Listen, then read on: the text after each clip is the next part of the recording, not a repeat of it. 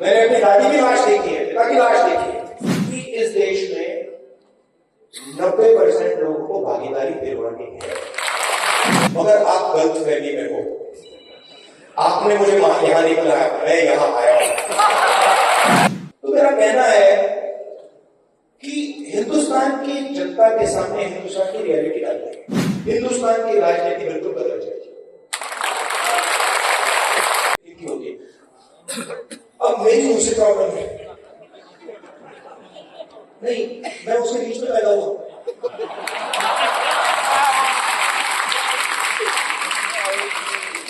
अब अजीब सी बात है, मुझे उसमें इंटरेस्ट नहीं है। वो मेरे लिए औजार है, वो मेरे लिए औजार है कि उसका मैं प्रयोग जनता की मदद करने के लिए कैसे करूं।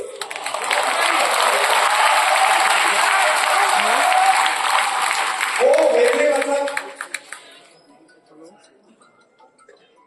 ड्रग नहीं है, नशा नहीं है। मैंने अपनी दादी की लाश देखी है, पिता की लाश देखी है। तो एक पॉलिटिकल व्यक्ति के अंदर एक पॉलिटिकल क्रिस्टलाइजेशन होता है। बहुत सारे लोगों के अंदर पॉलिटिकल क्रिस्टलाइजेशन भी होता ही है। पूरी जिंदगी निकल जाती है, सुबह उठते हैं, किसी को काटते हैं, किसी को डराते हैं, किसी को लड़ते हैं, कोई सूट पहन लेता है, कोई मतलब अलग अलग वीडियो बनाते हैं, तो उनको तो छोड़ दो। मगर फिर ऐसे भी लोग होते हैं जो कहते हैं कि भाई अब हमारे पास 15-20 साल है, 30 साल है, अब कुछ अच्छा किया जाए, कुछ दमका किया जाए। तो पॉलिटिकल क्रिस्टलाइजेशन हो जाता है। एक बार पॉलिटिकल क्रिस्टलाइजेशन हो जाता है तो एक क्लैरिटी आ जाती है, मुझे ये करना है और कुछ नहीं। और मेरे माइंड में ये क्लैरिटी आ गई है कि इस देश में 90% लोगों को भागीदारी दिलवानी है और 90% लोगों के लिए एक के बाद एक दरवाजे खुलते हैं। मीडिया में, कॉर्पोरेट मीडिया में, जुडिशरी में, सब जगह ऐसा इंडिया, ऐसा हिंदुस्तान नहीं चाहते, सब चाहते हैं। तो ये करने में बड़ा मजा आ रहा है। 4000 किलोमीटर चल गया, पता भी नहीं लगा ये हुआ क्या। हाँ, अब बढ़िया। और मैंने उनसे बोला कि देखिए, आप सोच रहे हो कि आपने मुझे यहां बुलाया है, मगर आप गलत फहमी में हो। आपने मुझे यहां नहीं बुलाया, मैं यहां आया हूं।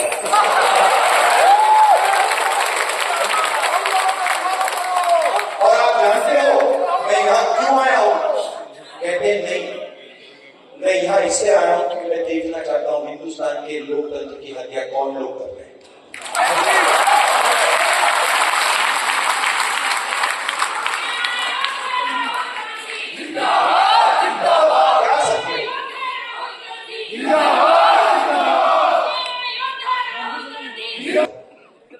वो मेरे लिए करना है। मैं सोच रहा हूं यार, मेरे परदादा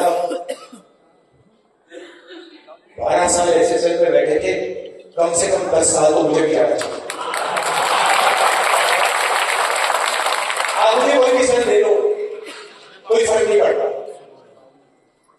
तो मेरा कहना है कि हिंदुस्तान की जनता के सामने हिंदुस्तान की रियलिटी डाल रही है। और मैं बिलीव करता हूं, चाहे वो किसी भी जात का व्यक्ति हो, अगर उन्हें रियलिटी सामने रख दी ऐसे, हिंदुस्तान की राजनीति बिल्कुल बदल जाएगी।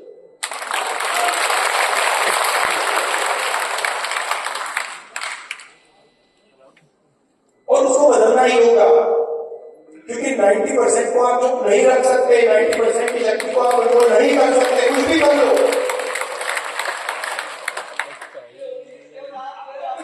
नहीं, बहुत सारे लोग में आप भी है। राजनीति में ना, मेरा एक्सपीरियंस बताता हूँ।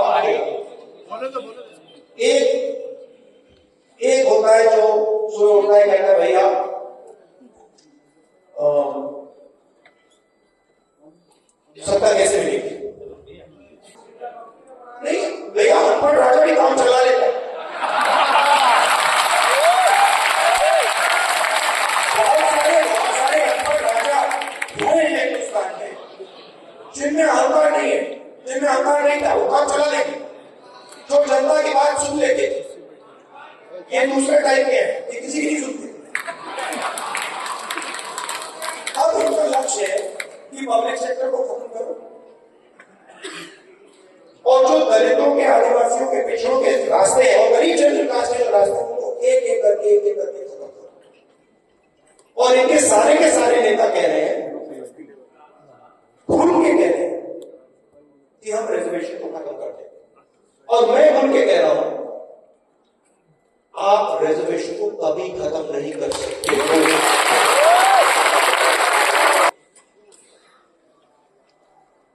तो रिजर्वेशन पर आक्रमण, कॉन्स्टिट्यूशन पर आक्रमण, पब्लिक सेक्टर पर आक्रमण, आर्मी पर आक्रमण, फाइनेंशियल सिस्टम पर आक्रमण, क्यों? क्योंकि इनमें धर्म है, अरबों रुपए। तो ये सिचुएशन है। अब थोड़ी सी प्रॉब्लम आ गई है। आपने देखा होगा मोदी जी ने अदानी जी का, अंबानी जी का नाम ले लिया, कि भैया आओ आओ मुझे बचाओ, यहाँ पे हिंदुस्तान की जनता ने घेर लिया मुझे, ये मतलब सबने घेर लिया, ये तो आरक्षण की बात कर रहे हैं, ये तो कॉन्स्टिट्यूशन की बात कर रहे हैं, अदानी जी अंबानी जी बचाओ मुझे। वो कैसे बचाए? वो नहीं बचा पाएंगे।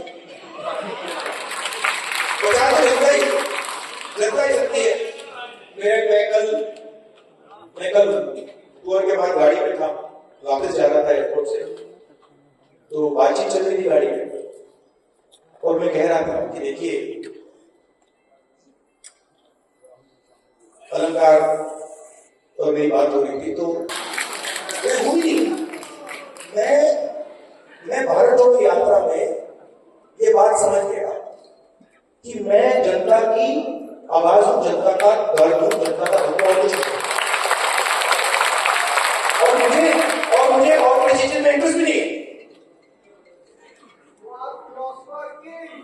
तो अब सवाल उठता है आगे क्या करना है। सबसे पहले जो हिंदुस्तान की सोशल रियलिटी है, और किसी का नुकसान नहीं करना, बट जो हिंदुस्तान की सोशल रियलिटी है उसको देश के सामने रखना है। किसी को चोट नहीं मारनी, किसी को धमकी नहीं देनी, ये कहना है कि भैया ये हिंदुस्तान की सोशल रियलिटी है। इस देश में इतने दलित हैं, इतने आदिवासी हैं, इतने पिछड़े लोग हैं, इतने माइनॉरिटी हैं, इतने गरीब जनरल कास्ट के लोग हैं, और ये जो लोग हैं इनकी इतनी भागीदारी, मीडिया में इतनी भागीदारी है, कॉर्पोरेट इंडिया में इतनी भागीदारी है, जुडिशरी में इतनी, इलेक्शन कमीशन में इतनी, सीबीआई, ईडी, इनकम टैक्स में इतनी।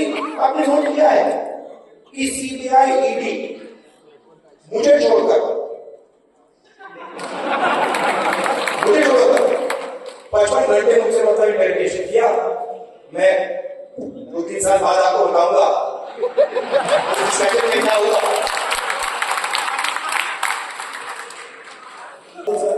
और हमारे प्रेसिडेंट भाग्य जी भी हैं, वो भी ट्वीट कर सकते हैं।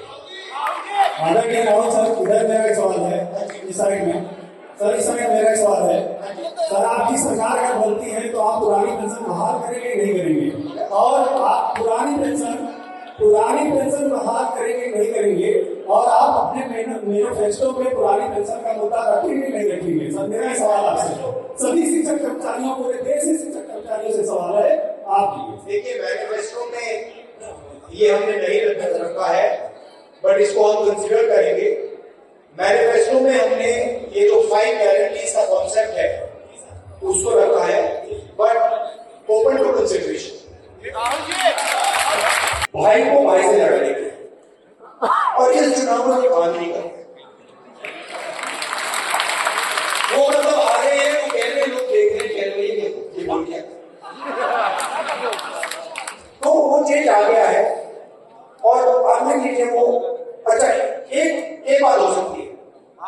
अगर पूरी चीटिंग कर दी, अगर यूनियन कमेटियां वैसे हो सकता है, मगर उसके अलावा ये 200 180 से आगे नहीं करते।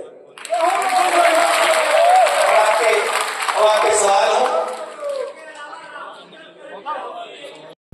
देश विदेश की ताज़ा खबर पाने के लिए हमारे चैनल NTV निष्पक्ष को सब्सक्राइब करें व बेल आइकन दबाना ना भूलें।